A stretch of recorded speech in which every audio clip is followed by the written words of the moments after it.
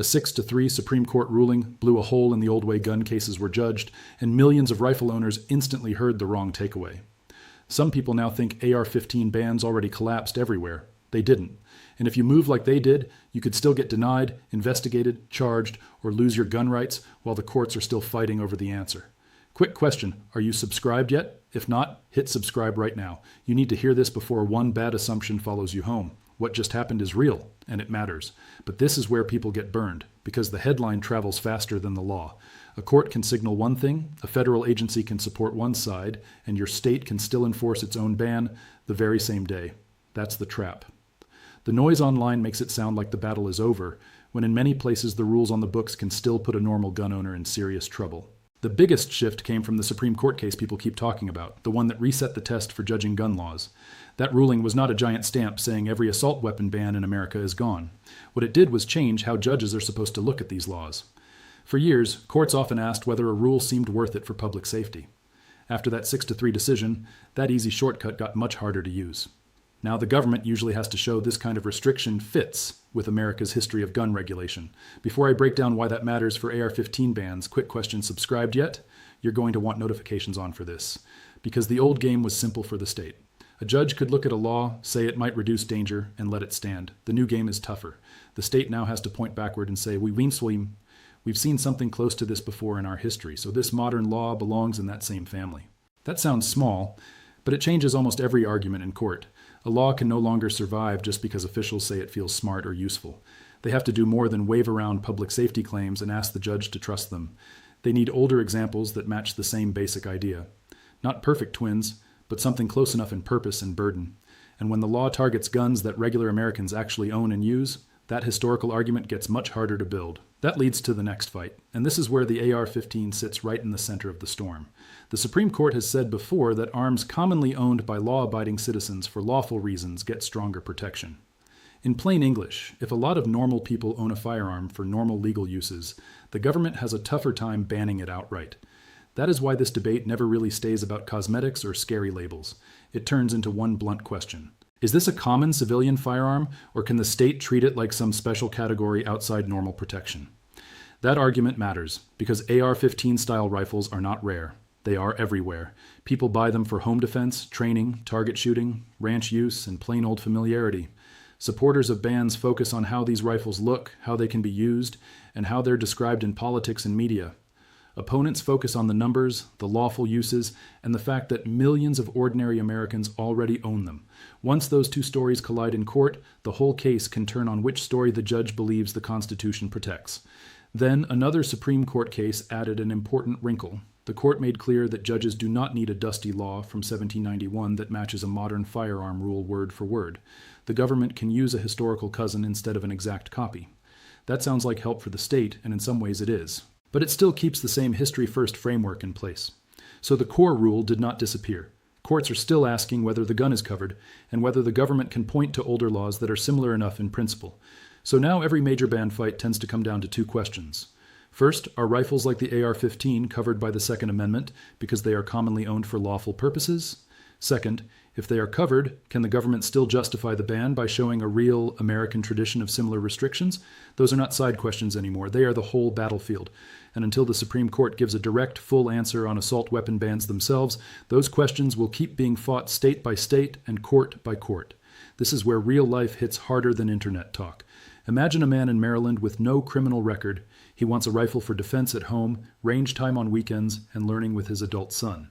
He sees clips online saying the bans are finished, so he thinks the door is open, but the state law on that day still blocks the purchase. If he assumes the rumor is law, he can walk into a legal wall before he even leaves the store parking lot. Now picture the same kind of mistake from the other side of the counter. A small gun shop owner in Illinois hears customers say the federal government is finally with them, so it must be safe to start selling banned items. But a dealer does not get to live in tomorrow's court ruling. He has to live in today's state code. One wrong sale can mean license problems, criminal exposure, heavy legal bills, and maybe the end of the whole business.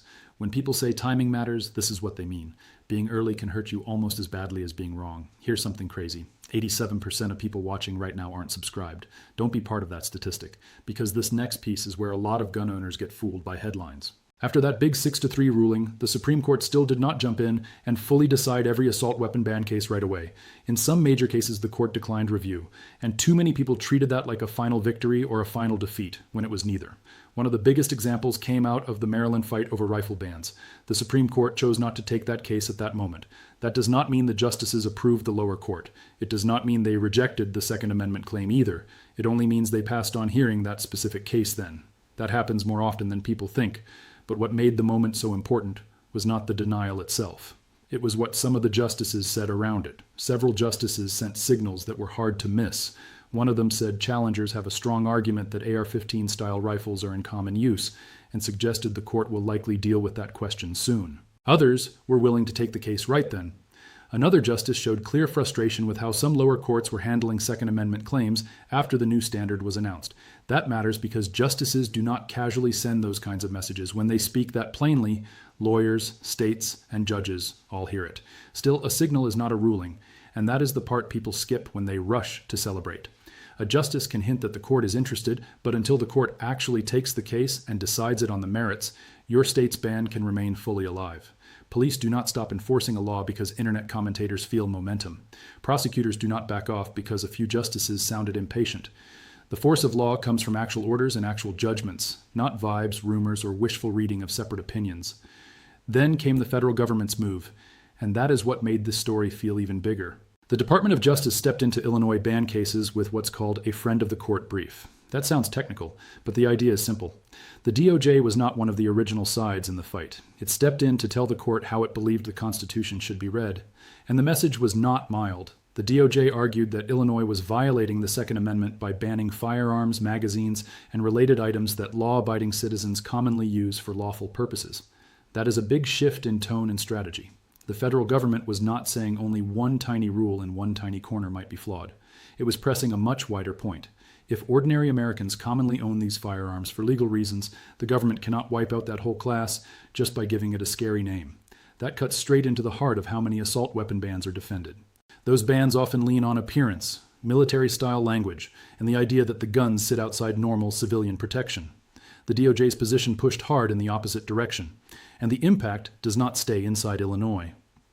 Once the federal government writes that kind of argument down in a serious court filing, lawyers across the country start using the same language. They quote it in other states. They build motions around it. They point to it when judges seem unsure how broad the Second Amendment's protection should be for semi-automatic rifles and standard magazines.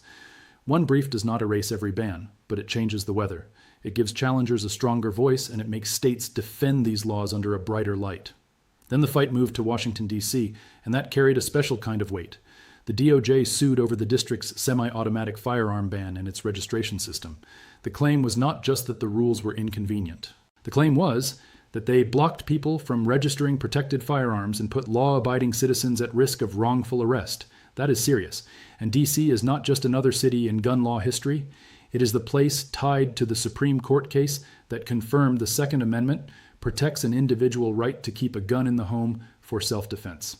The information I'm about to share could literally save you during a firearm purchase, a state-to-state move, or a simple traffic stop. But first, are you subscribed? Because the DC problem shows how ugly this gets on the ground. Imagine doing everything by the book. You fill out forms. You try to register a rifle you believe is protected. The city refuses because it says the gun falls inside a banned category.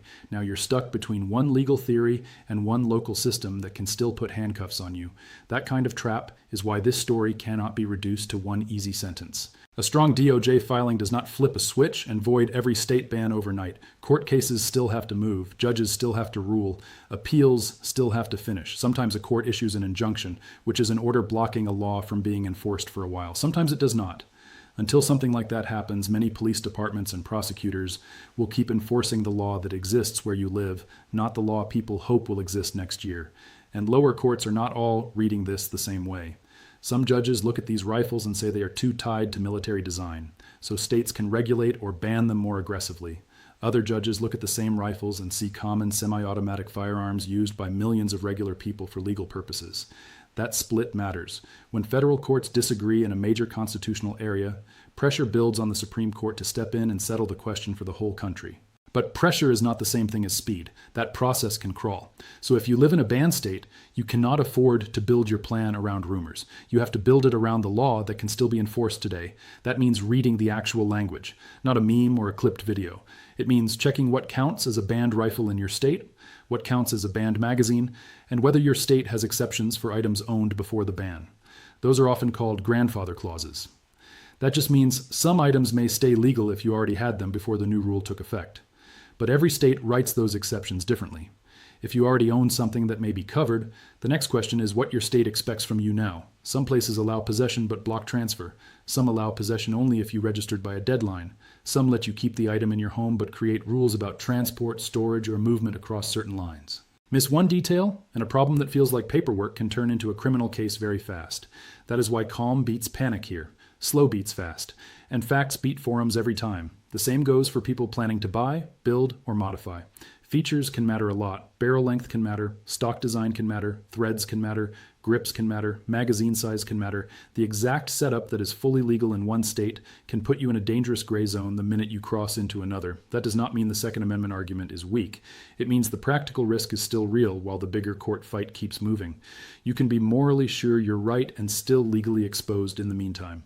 Travel is where people make some of the worst mistakes. A rifle or magazine that is ordinary where you live can become a legal headache a few hours later if you drive into a state with a ban. Now add a trunk full of gear, a family road trip, or a stop for gas that turns into a traffic stop.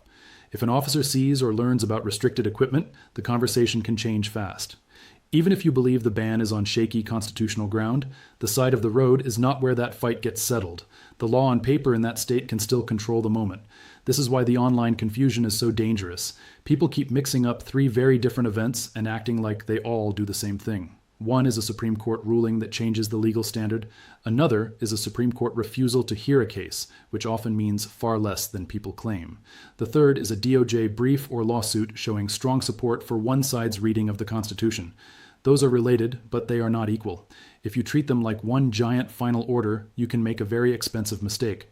And the stakes are not just personal, they are political and strategic too. Once the DOJ takes a stronger position in favor of protecting commonly owned firearms, that can shape how future cases are argued. It can affect how states decide to defend their bans. It can influence whether judges feel more comfortable siding with challengers. It can even change settlement pressure in some fights. None of that guarantees a win, but it does change the air in the room. It tells every court involved that this question is getting harder to avoid and harder to minimize. What likely happens next is more slow-motion conflict. More assault weapon cases move through the federal system. More magazine ban cases do the same. One appeals court may uphold a law, while another knocks down a similar one. If that split gets sharp enough, the Supreme Court becomes more likely to step in and give one national answer. That is when things could speed up. But until then, the country stays in this messy middle. Some gun owners will feel like a win is coming. Others will act like nothing has changed. The truth sits between those two moods. And be careful with the word permanent. In gun law, almost nothing feels permanent for long. Even after a major ruling, states can rewrite definitions, redraw categories, and try again with a new version of the same basic idea. Courts then have to test that new version, so when you hear someone say assault weapon bans are finished for good, slow down. Maybe the legal wind is shifting. Maybe the strongest challenge in years is forming. But that is not the same as saying every state restriction has already fallen and can safely be ignored. That said, it is also wrong to pretend nothing changed. A lot has changed. The old balancing approach took a major hit. The history test now sits at the center of these cases. The common use argument for AR-15 style rifles has real force because so many Americans own them for lawful reasons. Several justices have openly signaled interest in taking up the issue. And the DOJ has taken steps that make the federal government look far more willing to challenge broad bans on commonly owned semi-automatic firearms. That combination is why so many people feel the ground is shifting under these laws. But momentum is not permission. That is the sentence every gun owner needs to remember. You can believe the courts are heading your way and still get crushed by today's rules if you move too soon. You can believe a state ban is unconstitutional and still be arrested under it before the Supreme Court ever says a word. You can think a magazine limit makes no sense and still face charges if you cross a line with the wrong gear. Rights battles are often fought in years. Enforcement happens in minutes. That gap is where ordinary people get hurt. So what should a careful gun owner take from all this right now? First, read your own state law as it exists today, not last year, not from a screenshot, not from a guy yelling into a camera. Read what is banned, what features matter, what exceptions exist, and what deadlines may still apply. Second, If you already own rifles, magazines, or parts that might be covered, confirm whether you fall under any older owner exception and whether registration or transport rules apply. Third, if you are planning a purchase, a build, a modification, or a move between states, slow down and get real information before you act. That also means understanding that home defense does not magically protect you from a bad statute. Many people buy these rifles for lawful protection inside the home, and that lawful purpose matters in the constitutional argument. But if your local law still bans a certain model or feature set, claiming a good reason for ownership will not cancel that state rule on the spot. The same goes for collectors and sport shooters. Good intentions do not erase bad timing. The law you wish existed is not the same as the law the local system will apply to you today. A lot of families will face this without even realizing it. A father in a free state may want to send parts to his adult daughter in a banned state. A friend may think he's helping by bringing a magazine across state lines during a visit. Someone moving for work may pack everything they own and assume their firearms and accessories travel under the same rules everywhere. They do not. This is where people stumble into problems with transfer rules, shipping rules, registration rules, or plain possession rules. It is not always dramatic. Sometimes it starts with one box, one receipt, and one assumption. And yes, the emotional pull here is strong. Gun owners hear 6-3 Supreme Court ruling and DOJ backs common use and want to breathe easier. That reaction makes sense. Those are real signs that the legal fight may be moving in a better direction for the Second Amendment. But hope can be dangerous when it outruns discipline. The smartest response is not panic and it is not partying. It is patience. Keep records, know what you own, know where you can take it, know what your state still prohibits, and refuse to let a viral clip become your legal strategy. The deeper lesson is bigger than rifles alone.